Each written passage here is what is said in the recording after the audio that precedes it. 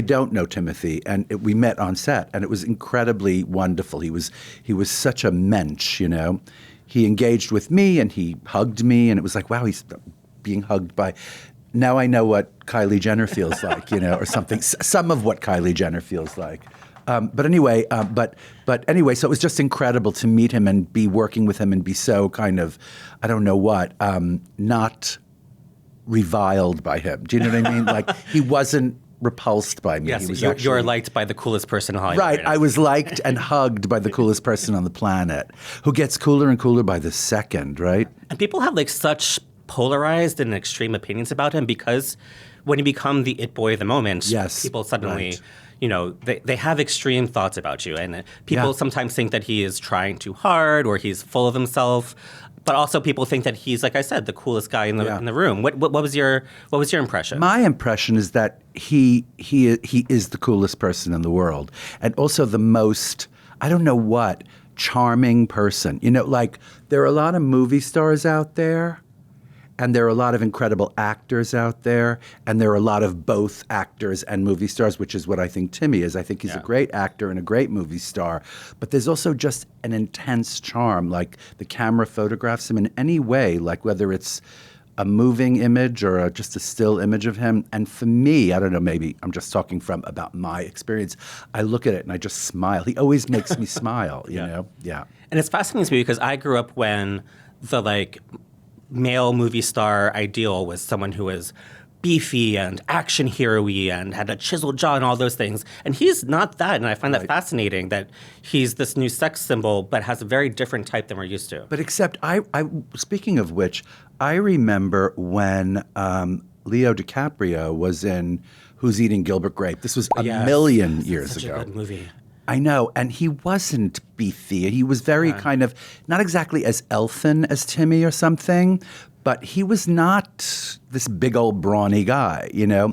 He was very boyish. Let's put it that way. They're both boyish, right? And you know, and so I feel like there's a whole category of like, wait, I just said category when I shouldn't be like I'm Joanna Coles or something. There's a whole category of American male movie stars that are like start as like little imps, you know, and they grow into their kind of maleness or something, you know. That's actually a great comparison. I hadn't thought of Timothy as being the next Leo, but I think that's actually a really good. I mean, it works. Trajectory. It works. It does work. I mean, like, I feel like Leo DiCaprio had that like chiseled blonde kind of, you know, those incredible kind of looks. Brad Pitt, etc., right? Whereas Timmy is outside the realm of all that, you know? He's just gorgeous because he's gorgeous, you know? And by the way, one really hilarious thing was when I got on the set and saw the skin, right? You know, the skin that they gave him, this kind of like pocked, like little scarred skin, right? And I was like, this could be his downfall. Like, maybe this is, right? How do you have such bad skin? How do you have such bad skin? And apparently there was a story on someone's podcast, like maybe even Gwyneth. It was Gwyneth who told the story, yes. She was like, oh, I know a really good microdermabrasion. It's like, really, Gwyneth? Like, but she thought she was helping him, you know? No, she had the same reaction as you. She's like, oh my God, I'm with this movie star. Why does his face look like this? Right, like who didn't look into this? I guess movie stars can look like anything these days, yeah. You must have known Gwyneth for a long time. I have known her for so long, yes. When did you first meet her? Probably in the 90s. You know, she was like a fresh, incredible young person. And she used to wear my clothes occasionally. And then one especially famous picture of her on, I think it was either the cover of W or like the first picture of W. It was like a spring preview of collections from, I would say it would be like 1998 or something like that, or 1999, because it was just when I was closing my company. It was one of the last pictures of my couture clothes, you know, if you want to call them couture, right? Of course. Yeah, but it was one of the last pictures. It was this kind of strapless,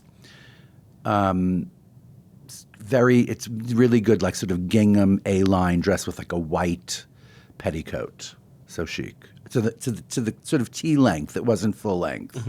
Anyway, and she's so beautiful. And I used to say to people, like, she has the best ass in Hollywood. At some point, she was gifted with this incredible. I don't know what it looks like now. I'm sure it's amazing. I'm sure it's the same. Yeah, I'm sure she does not age. Yeah, she does not age. But she so in fact at that point, I remember I was at Joe Allen one night and she was there in a suit. It was not my suit. It was a tight navy blue suit, and she turned around. I was like, "What the hell?" Like.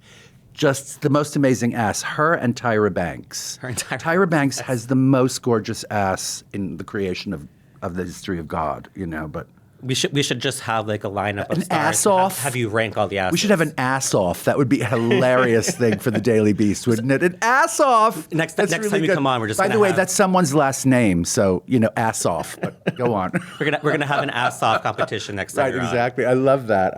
Oh, I'm so excited. But I love hearing about Gwyneth because in my mind, she is just like the chicest, coolest celebrity. You are right. She doesn't give an F about anything, and she's so candid. And then when she decides to go back on screen after all these years off, she is brilliant again. And nails it and gets the perfect part, right? Yeah. Like she will not settle until the right part comes, and then it's this. She's like, I'm going to come back only if I get to be eaten out by Timothée Chalamet in Central Park. Boom, in Central Park. By the way, and yes, of course, and not even care, like she doesn't even care about it. By the way, the other thing about her is that she appeared on, I think it was like Seth Meyers. Is it yes. He's here plural? He's a plural, yes. Okay.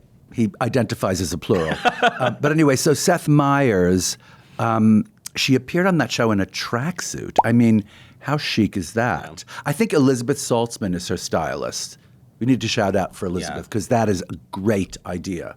She was wearing it with these gold earrings I didn't like. That earrings made it a little not so cute, but the idea to wear a tracksuit on Seth Meyers, amazing, right? And she manages to make like the most mundane things about her life seem like extremely chic. Yeah. I just watched her on the Amy Poehler podcast, and she talked about how she likes going to dinner at 5:45 p.m. And it was as if like the most bombshell revelation had happened. It was that brilliant. And also, and she was just talking about eating dinner. And by the way, and she does not assume that everyone goes, oh, how what an old lady she is to go to dinner at 5:45. Because I am like ashamed to tell people that I like to dine at 5:45. By the way, it's like, oh, can we meet early? How's 6? Or what about 5:45? I'm not kidding. It's like, and you just can see the person going, wow, really, Grandma? But. Okay, so that's why she's so brilliant, because she said it, and now here we are talking about how great it is. Totally. Dinner at 5:45. Yes, well, we are going to form a We Love Gwyneth Paltrow club, I think, by the end of this. But yeah. How did you become involved in Marty Supreme? I want to reiterate, you have the funniest line in the movie. It is so dirty and so shocking. And what's funny is, because when you take a part like this, you don't really get to read the whole movie. You get the scenes, maybe, if you're lucky. Like the day of the shooting, you agree to do it because it's Josh and Ron, and they're amazing, and Jen Venditti, who's amazing, right? And so you agree to do it, and then you show up and you get your sides. Or maybe they give them to you a few days in advance so you can memorize them, right? And that line, as I remember, was not on the page when I got the sides. And then I got to the set, and we shot it something a few times. And then they came back and like, no, we came up with a really much better line. And they gave it to me, right? And we shot, and we did it like 16 times because Josh is very painstaking about shooting everything. And I kept having to do it with that big laugh, this big laugh. And for someone at my advancing age, sort of, it's like, it's a lot to do. It's a lot, anyway. So what's funny is I thought they just came up with it, And so I said that in one of the interviews. I said, well, they just came up with this line and they gave it to me. And I thought, oh, this is getting cut because it's so non sequitur and ridiculous. And what has this got to do with the rest of the movie? And I'm talking about getting a blowjob, right?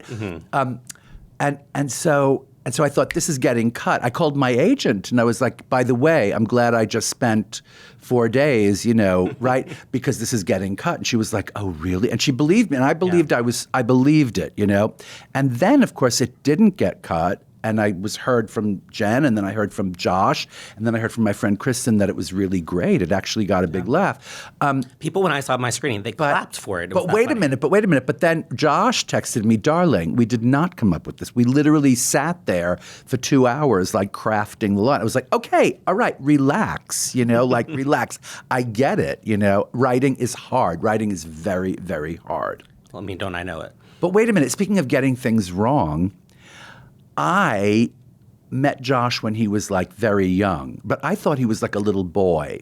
Because here's the thing. I live upstairs from Myra Kalman, the fabulous artist, and her son, Alex Kalman, lived there, of course, with his mom and Lulu Kalman, and they all lived together. And they used to have like seders and parties and dinners, and I was always in that apartment, and they were always upstairs, so it was like an upstairs, downstairs kind of like Rhoda Mary thing, right? And so like I just imagined that he was like 9 years old because I knew a lot of 9-year-olds, when they were 9 and 7 and little kids. I used to know all these little kids, so I just assumed he was really young. So I made the speech at the Critics Circle dinner. I gave them the award. New York Film Critics Circle. New York Circle, yes. And I said, well, he was 9 when I met him. And then we worked together. I kind of commissioned them to make these films when I was at Liz Claiborne, and they made these incredible films, him and Alex and Benny, right? And so I get this text like, darling, I was 17 when you met me, and I thought to myself, oh God, I get everything wrong, But and then I texted him back like, I don't know why, but I just pictured you as like this 9-year-old with a beard, like this little boy with a beard. Many 9-year-olds have. Like many 9-year-olds. Yeah, but Josh, I feel like he was born with that beard, Yeah. I mean, it is his identity is that look. I think so. Yeah. It's his brand by this point.